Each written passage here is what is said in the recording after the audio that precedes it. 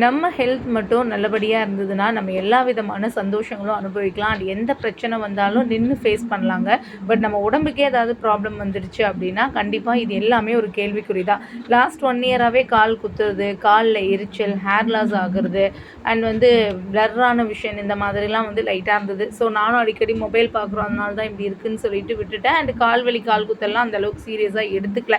But இப்போ ரீசெண்டாக check பண்ணும்போது சுகர் லெவல் ஹையாக இருக்குது, உங்களுக்கு டயபெட்டிஸ் இருக்குது. ஸோ நீங்கள் டேப்லெட் எடுக்கிறதுக்கு பதிலாக உங்களோட லைஃப் ஸ்டைலை மாற்றுங்க அப்படின்னு சொல்லிட்டு டாக்டர் எனக்கு நிறைய அட்வைஸ் சொன்னார்.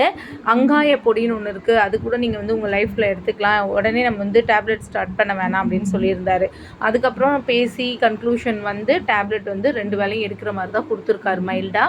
ஸோ நீங்கள் உங்கள் லைஃப் ஸ்டைலை மாற்றி வெயிட் லாஸ் பண்ணி ஃபுட்டு எல்லாம் ப்ராப்பராக நார்மலாக எடுத்துக்கிட்டிங்கனாலே நீங்கள் நிச்சயமாக டேப்லெட் எடுக்க வேணாம் அப்படின்னு சொல்லிட்டு ஒரு ஹோப்பும் கொடுத்துருக்காரு. அவர் கொடுத்த டேப்லெட்லாம் வாங்கிட்டு முருகர் மேலே பாரத்தை போட்டு தான் நாளையிலேருந்து என்னோட டயபெட்டிஸ் டேப்லெட்டை ஸ்டார்ட் பண்ண போகிறேன். 40 இயர்ஸில் நான் லேர்ன் பண்ண லெசன், நம்ம உடம்பை நம்ம தான் பார்த்துக்கணும், மற்றவங்களாம் நம்ம மேலே கேர் கொடுப்பாங்கன்னு சிம்பத்தியை எதிர்பார்க்கவே கூடாதுங்க.